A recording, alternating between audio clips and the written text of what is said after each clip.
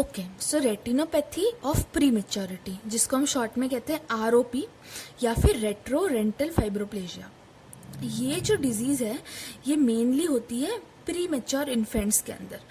Pre mature infants जिनका birth weight जो होता है वो बहुत ही लो होता है, लेस देन 1.5 kg, और जो प्री मेच्योर बॉर्न होते हैं लेस देन 32 वीक्स।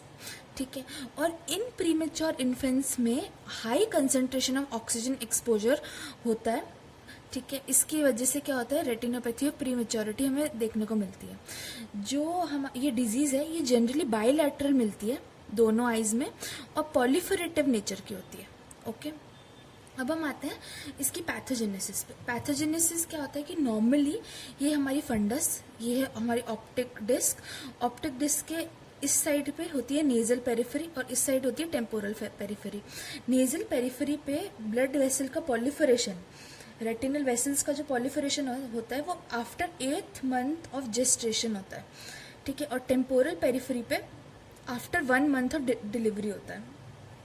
और ये दोनों जो रेटिनल वेसल का पॉलीफरेशन होता है ये होता है ड्यू टू VEGF।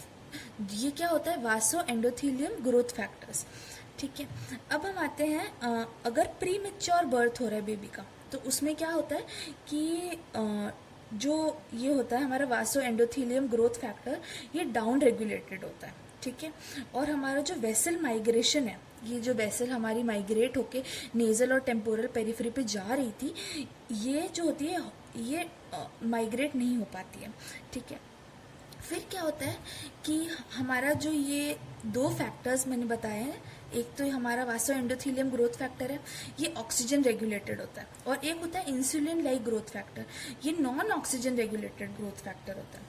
ठीक है, अब क्या होता है प्री मेच्योरिटी में नियोवैस्कुलराइजेशन हो जाता है और फिर बाद में फाइब्रस पॉलीफरेशन हो जाता है। फिर हम बात करते हैं इसके क्लिनिकल फीचर्स की। तो सबसे पहली बात तो क्या है कि रेटिनोपैथी ऑफ प्री मेच्योरिटी उसको हम 2 तरह के पार्ट में डिवाइड कर सकते हैं। एक तो एक्टिव डिजीज है, ठीक है, और एक डिजीज का बाद वाला पार्ट है, मतलब जब जो डिजीज है वो हील हो चुकी है, मतलब सिकाट्रिशियल फेज ऑफ द डिजीज। ठीक है, तो एक्टिव और सिकाट्रिशियल। अब हम आते हैं इसके स्टेजेस पे। तो इसकी टोटल 5 स्टेजेस है। ठीक है, सबसे पहली स्टेज में तो क्या होता है कि हमारी जो ए वैस्कुलर रेटिना है, ये ए वैस्कुलर पार्ट है और ये वैस्कुलर पार्ट है, इसके बीच में डीमार्केशन लाइन बन जाती है। ठीक है, दूसरी स्टेज में क्या होगा कि डीमार्केशन लाइन जो होगी वो थिक हो जाएगी। ठीक है, थिक होके ये एक रिज बना लेगी। ओके, फिर हमारा जो 3rd स्टेज है उसके अंदर क्या होगा कि जो रिज बनेगी उसके साथ में, रिज के साथ में एक्स्ट्रा रेटिनल फाइब्रोवैस्कुलर पॉलीफरेशन हो जाएगा। ये जो हमारी रेटिनल ब्लड वेसल्स है ये विट्रस के अंदर भी पॉलीफरेट करने लग जाएगी, विट्रस ह्यूमर के अंदर। इस स्टेज को हम माइल्ड, मॉडरेट और सिवियर में क्लासीफाई करते हैं फर्दर। फिर हमारी फोर्थ स्टेज है जिसको हम 4A और 4B में डिवाइड करते हैं। इसके अंदर क्या होता है, सब टोटल या फिर हम बोले पार्शियल रेटिनल डिटैचमेंट हो जाता है। 4A के अंदर क्या होगा, मैक्यूला जो है वो इन्वॉल्व नहीं होगा, नॉट इन्वॉल्विंग द मैक्यूला। और 4B क्या होगा, 4B के अंदर इन्वॉल्विंग द मैक्यूला। ठीक है, अब ये रेटिनल डिटैचमेंट हुआ कैसे, पहली चीज जो होगी जो हमारा एक्सुडेट होगा वो रेटिना के पीछे बिसाइड जाके एक्यूमुलेट हो जाएगा, उसकी वजह से जो रेटिना है वो डिटैच हो जाएगा। और दूसरा क्या हो सकता है, traction from the fibrous tissue, मतलब जो फाइब्रस टिश्यू है हमारा वो क्या करेगा, वो कॉन्ट्रैक्ट करेगा। ठीक है, उसकी वजह से रेटिना डिटैच हो सकता है। हमारी 5th स्टेज है टोटल रेटिनल डिटैचमेंट। जो रेटिना है वो पूरी तरीके से, देखो ये दिख रहा है, डिटैच हो गया है और ये एक फनल शेप बनाता है। ठीक है, फिर हम आते हैं स्टेजेस के बाद इसके जोन पे। तो इसके 3 जोन होते हैं, जोन 1, जोन 2, जोन 3। ये जो दिख रहा है सबसे पहले अंदर, ये जोन 1। ये सारे जो जोन्स हैं इसका जो सेंटर है वो है हमारा ऑप्टिक डिस्क। ठीक है, अब जो हमारा जोन 1 है उसका हम रेडियस कैसे बताते हैं, हम उसका रेडियस बताते हैं ऑप्टिक डिस्क से लेकर जो फोविया है उसका ट्वाइस द डिस्टेंस। ठीक है, ये जो डिस्टेंस है इसका जो ट्वाइस अगर हम कर देंगे तो वो होगा अपना जोन 1 का रेडियस। इस जो जोन है इसके अंदर कोई भी अगर हमारी रेटिनोपैथी होती है तो वो बहुत ही ज़्यादा सिवियर होती है। ठीक है, बिकॉज ये वाला जो एरिया है हमारा ये ए वैस्कुलर होता है, ठीक है, due to presence of fovea. फिर हमारा आता है जोन 2। जोन 2 क्या है? जोन 2 है ओरा सेरेटा, ठीक है, यहाँ पर ओरा सेरेटा आएगी और पीछे की साइड पे क्या आएगा? Optic disc. तो the centre of the disc से लेकर ओरा सेरेटा तक इसकी रेडियस होती है जोन 2 की। फिर जोन 3 की, जहां पर जोन 2 खत्म हो रहा है वो, और जहां पर हमारा टेम्पोरल एरिया, ये पीछे का जो टेम्पोरल आर्क है ऑफ रेटिना वो स्टार्ट हो रहा है, वहां तक होता है जोन 3। ये क्रिसेंट्रिक शेप का होता है। अब हम इसका एक्सटेंट कैसे डिफाइन करेंगे कि कितना एक्सटेंट है हमारे रेटिनोपैथी का, वो हम बताएंगे बाय क्लॉक आवर्स। हम 12, 1, 2, 3, 4 इस तरीके से मार्क कर देंगे और फिर हम एक्सटेंट बता सकते हैं, ठीक है। फिर अब हम आते हैं इस रेटिनोपैथी ऑफ प्री मेच्योरिटी, इसकी हम डिजीजेस पे। सबसे पहले है प्लस डिजीज। प्लस डिजीज क्या होती है? ये टेंडेंसी बताती है ऑफ द प्रोग्रेशन, मतलब कितना ज़्यादा प्रोग्रेस हो चुकी है वो डिजीज। इसको हम as a plus sign denote करते हैं स्टेज के आगे। जैसे समझ लीजिए स्टेज 2 है तो 2+, ओके। इसके अंदर हमें इंग्रॉज्ड वेन्स और टॉर्चरस आर्टरीज मिलेंगी एटलीस्ट इन 2 क्वाड्रेंट्स, ठीक है। स्टेज कोई भी हो सकती है, एनी स्टेज। और जो हमारी आयरिस वेसल्स दिखेंगी हमें, वो एंग्रॉज दिखेंगी और डायलेटेड दिखेंगी, ठीक है। फिर और आयरिस वेसल के इंग्रॉज्ड और डायलेटेड होने की वजह से क्या होगा? पुअर डायलेटेशन ऑफ द प्यूपिल होगा।